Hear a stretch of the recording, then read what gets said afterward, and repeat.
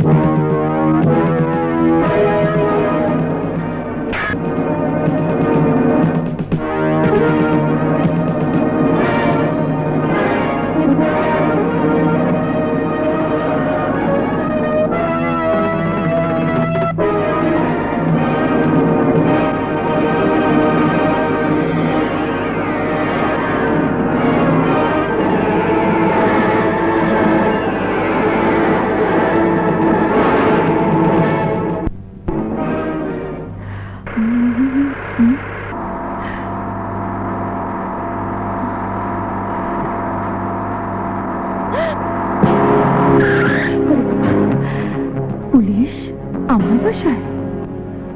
তাহলে কি পুলিশ টের পেয়ে গেছে? না না, তা কি করে হয়?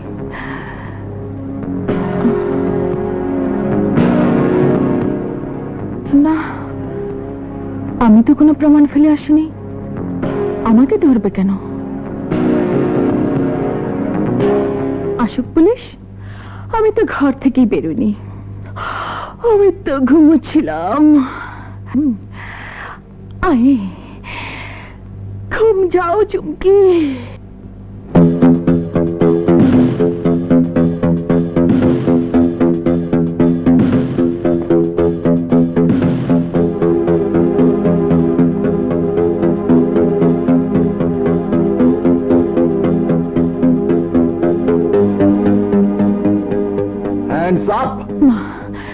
বাবার মৃত্যুর প্রতিশোধ না নিয়ে আমি ধরা দেব না।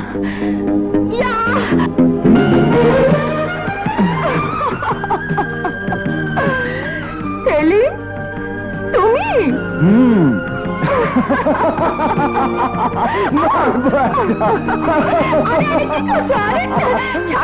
আমাকে দেখতে দাও। করছো কি? আমাকে বুঝতে দাও। ছাড়ো না।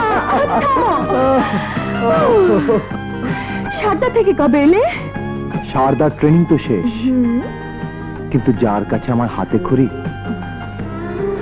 তার ট্রেনিং শেষ না করে তো কাজ শুরু করতে পারছি না। আরে থামো থামো, আগে দু চোখ ভরে পুলিশ ইন্সপেক্টর সেলিমকে দেখতে দাও।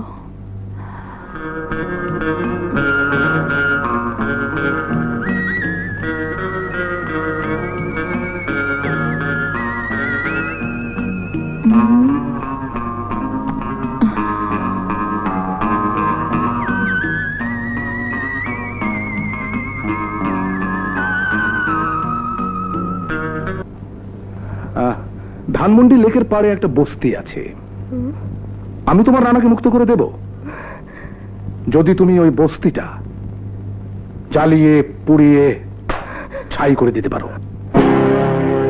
বস্তিতে তো গরিব লোকের বাস, আমি ওদের বস্তি পুড়িয়ে ছাই করতে পারবো না। ও আরে না না, ছাইয়ের মধ্যেই তো মাল। শোনো নাই, যেখানে দেখিবে ছাই উড়াইয়া দেখো তাই, পাইলেও পাইতে পারো অমূল্য রতন। বস্তিরা ছাই করে দিলে আমি কি করব? আমি আমি পাবলিক মিটিং করব। পাবলিক মিটিং কইরা সরকারের মাথাটা খারাপ করে দিব। ওই ওই সরকার তখন বাধ্য হইয়া ওইখানে দালান বানায় দিব, গরিব মানুষ আরামে থাকবো। আমি তো গরিব মানুষের ভালো চাই, গরিবের খেদমত গা। বস্তিবাসী শোনো, তোমাদের 10 মিনিট সময় দেয়া হলো, মাত্র 10 মিনিট। এর মধ্যে বস্তি খালি করে পাও, ভাগো।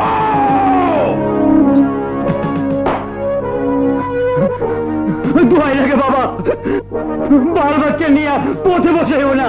আমরা যা করছি তোমাদের মঙ্গলের জন্যই। আমাকে বুঝতে পেঙ্গা, আমাকে মঙ্গল। চুপ!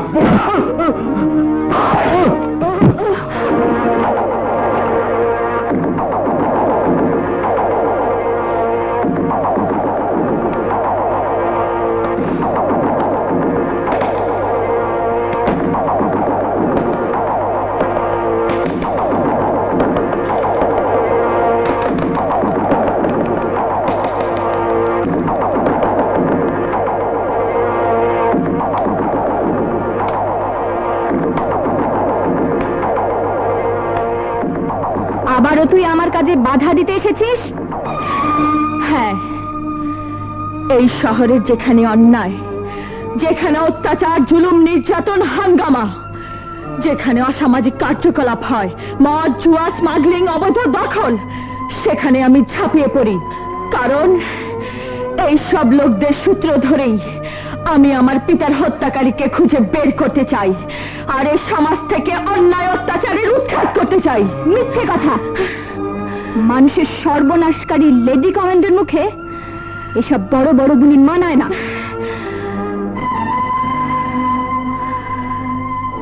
জানি না তুই কে, কেন নারী হয়েও আমারই মতো সংঘর্ষের পথ বেছে নিয়েছিস। জানি না আমারই মতো তোর বাবাকেও কোনো শয়তান জীবন্ত কবর দিয়েছে কিনা।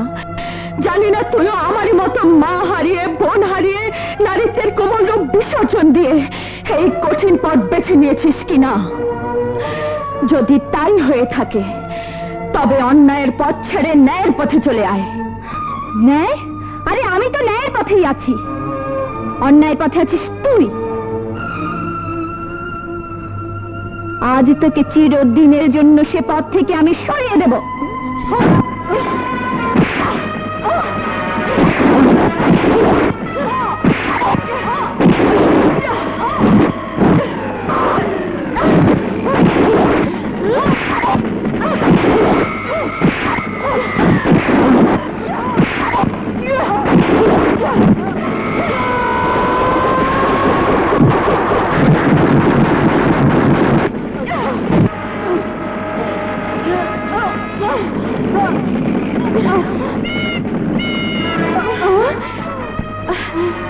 এই পুলিশ!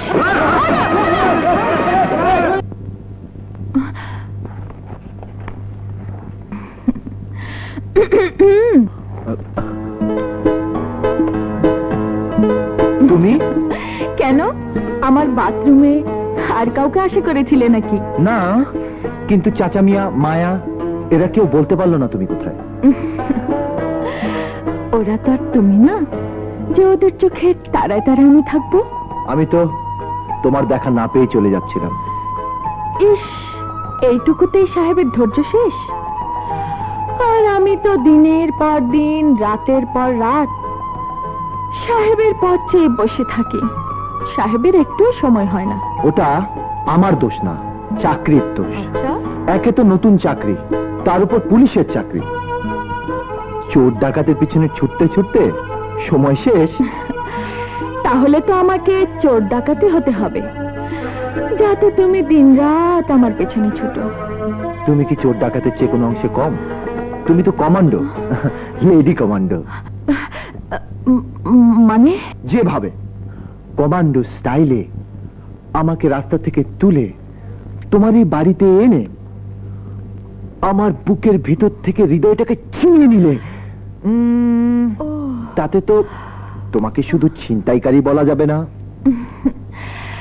তো এই ছিনতাইকারী কমান্ডোর শাস্তিটা কি? হাত করা, সোনার বালার হাত করা, ফুলের মালার ফাঁসি, লাল বেনারসি কয়েদের পোশাক, আর আর ঘর সংসারের যাবজ্জীবন কারাদণ্ড। কি হলো, ভয় পেলে? এতগুলো শাস্তি পাবার ভাগ্যের কথা চিন্তা করতে ভয় তো করি। হুট করে একদিন এসে তোমার সব ভয় ভেঙে দেব।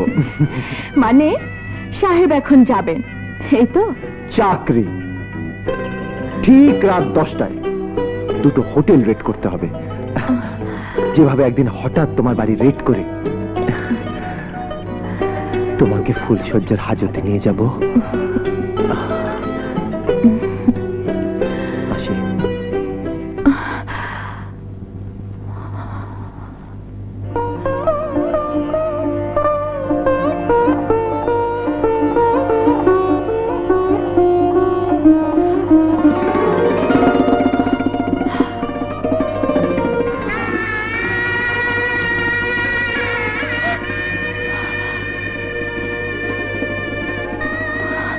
না না, এই স্বপ্ন আমাকে মানায় না, মানায় না।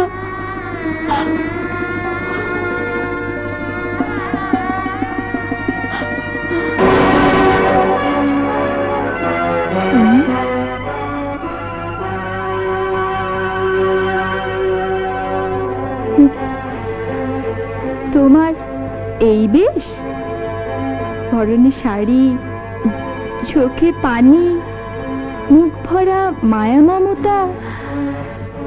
তোমার মুখে কি কখনো নারীর কমনীয়তা ফোটে না? তোমার বুকে কি কখনো ভালোবাসার স্বপ্ন জাগে না? নারীর বুকে ভালোবাসার বেদনা যখন জেগে ওঠে, তখন সে নারী পাথর হলো মোমের মতো গলে যায়। তুমি বোধহয় কখনোই কাউকে ভালোবাসোনি। ভালোবাসা? হ্যাঁ, ভালোবাসা।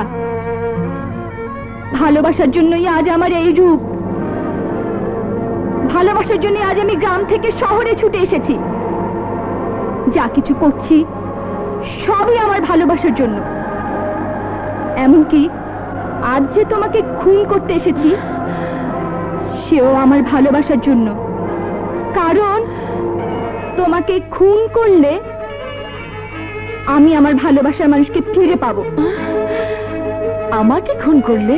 মহসিন খেদমতগার আমাকে কথা দিয়েছেন, তোমাকে খুন করলে তিনি আমার ভালোবাসার মানুষকে মুক্ত করে দেবেন। মিথ্যে কথা।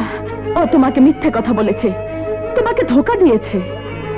মিথ্যে না সত্যি তা প্রমাণ করার জন্যই তোমাকে মরতে হবে।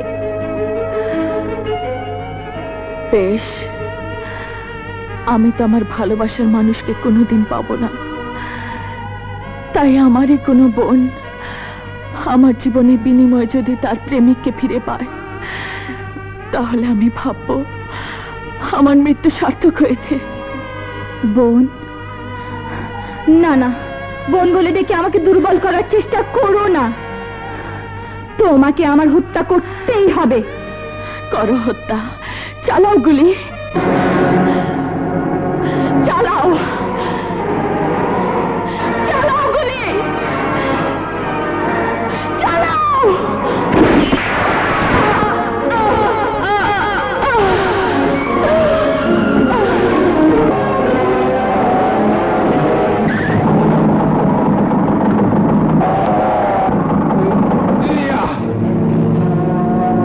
তোমরা রাস্তায় এভাবে ব্যারিকেড দিয়েছো কেন? বলা যায় না, লেডি কমান্ডো আক্রমণ করতে পারে। লেডি কমান্ডো তো শেষ। একটা শেষ হলেই তো হবে না, আরো একটা কৌজে শেষ করতে হবে। কি বলছো তোমরা? খেদমতগার সাহেবই তো এই খেদমতে পাঠিয়েছেন। এখন তোমার লাশ নিয়ে গেলেই তার খেদমত করা হবে।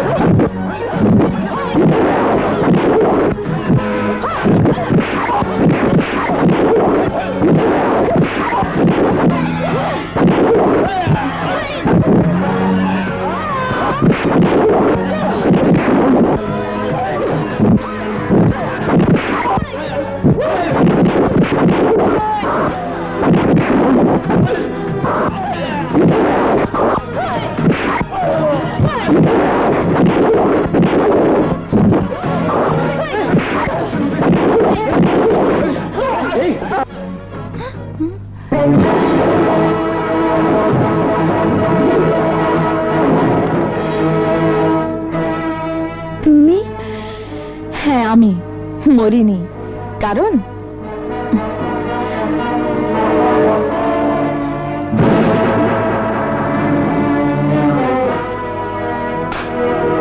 আজ আর শত্রু নয়, বন্ধু।